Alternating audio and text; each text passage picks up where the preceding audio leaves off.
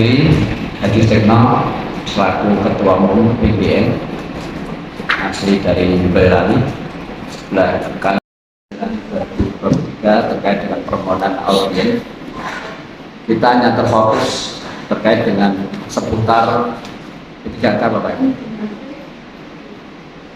Seleksi P3K yang baru saja selesai, walaupun prosesnya masih panjang, ini menyisakan beberapa polemik, khususnya kami, karena terus terang kami adalah guru madrasah yang berada di lingkup Kemenak dan semua berada di swasta, di bawah yayasan. Dan kami juga bersyukur karena di link yang dibuat oleh BKN untuk terkait dengan penjaringan P3K ini secara tidak langsung guru swasta non ASN yang di swasta ini bisa mendaftar. Saya bersyukur karena kami sudah audien dengan Kemenak agar guru swasta bisa ikut mendaftar. Nah, terkait yang jadi permasalahan adalah terganjalnya segi administrasi. Perlu saya sampaikan bahwa dasar untuk perekrutan P3K ini Kemenpan RB nomor 970 tahun 2022. Ada persyaratan yang menurut kami ini yang menjadi ganjalan, sehingga ini banyak sekali teman-teman kami yang sudah bisa masuk di link, namun karena terganjal khususnya di nomor 2, memutuskan putusan Menpan RB persyaratan wajib tambahan tentang persyaratan wajib tambahan dan verifikasi kompetensi sebagai penambahan nilai seleksi. Yang poin pertama, setiap pelamar yang melamar pada jabatan fungsi dalam pengadilan P3K wajib memiliki pengalaman sebaik berikut. A. Paling singkat 2 tahun di bidang kerja yang relevan dengan jabatan fungsional. B. Paling sedikit 3 tahun di bidang kerja yang relevan. C. Paling sedikit 5 tahun di bidang kerja yang relevan pada jabatan fungsional dilamar jenjang ahli media.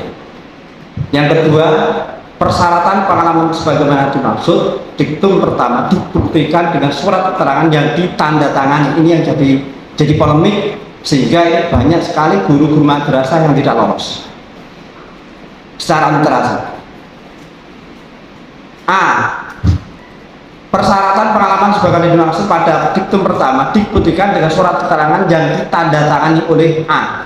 Paling rendah pejabat pimpinan tinggi pratama bagi pelamar yang memiliki pengalaman bekerja pada instansi pemerintah. Ini yang instansi pemerintah. Yang B, paling rendah direktur atau kepala divisi yang membidangi sumber daya manusia bagi pelamar yang memiliki pengalaman bekerja pada perusahaan swasta, lembaga swasta, pemerintah atau yayasan. Inilah yang menjadi permasalahan, jika ketika kami teman-teman yang akan mendaftarkan ini terkendala di poin B.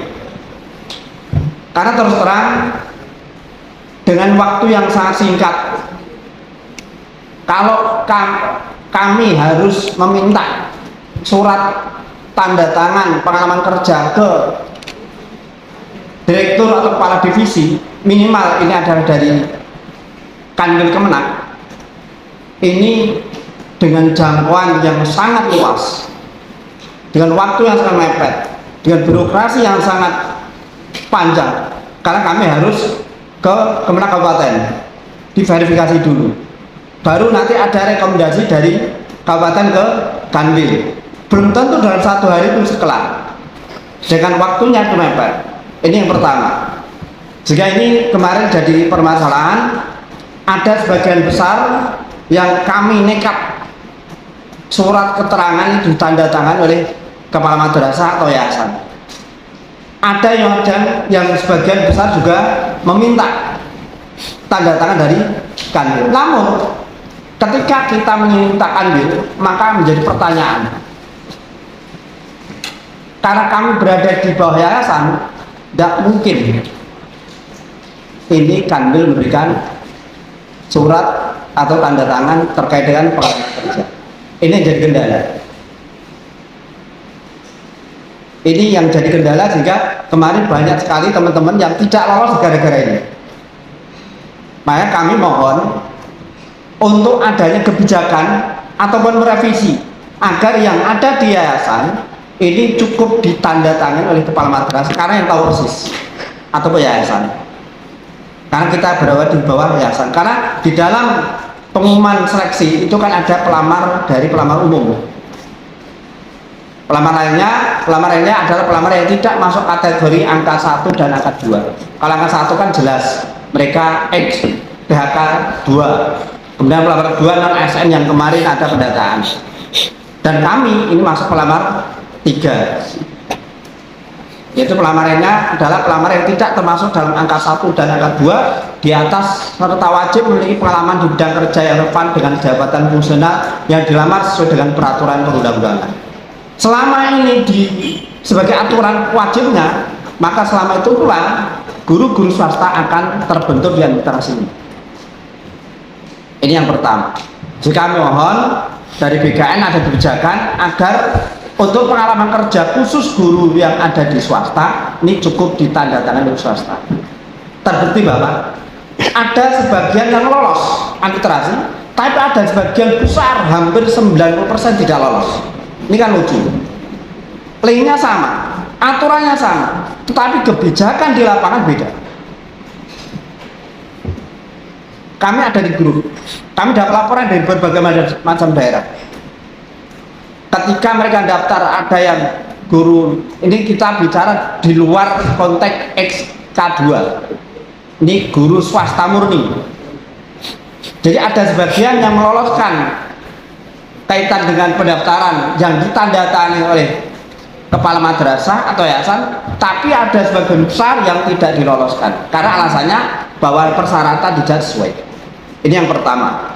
Yang kedua, munculnya berita bahwa satu NIK itu satu akun, dan ketika sudah mendaftarkan yang pertama ini, maka ketika ada pembukaan di tahap kedua maka diblokir oleh BKN.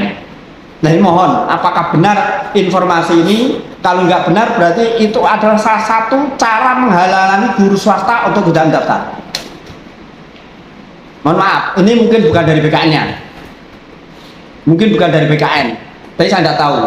Tapi informasi itu valid dan itu saya terima, dan itu akhirnya menjadi momok bagi guru-guru madrasah ketika mereka akan daftar. Kalau udah ada rambu-rambu, kalau sampai daftar, nekat daftar, membuat akun di BKN, maka nanti kalau ada tahap kedua, maka NIK sampai diblokir dan sudah tidak bisa dipakai lagi.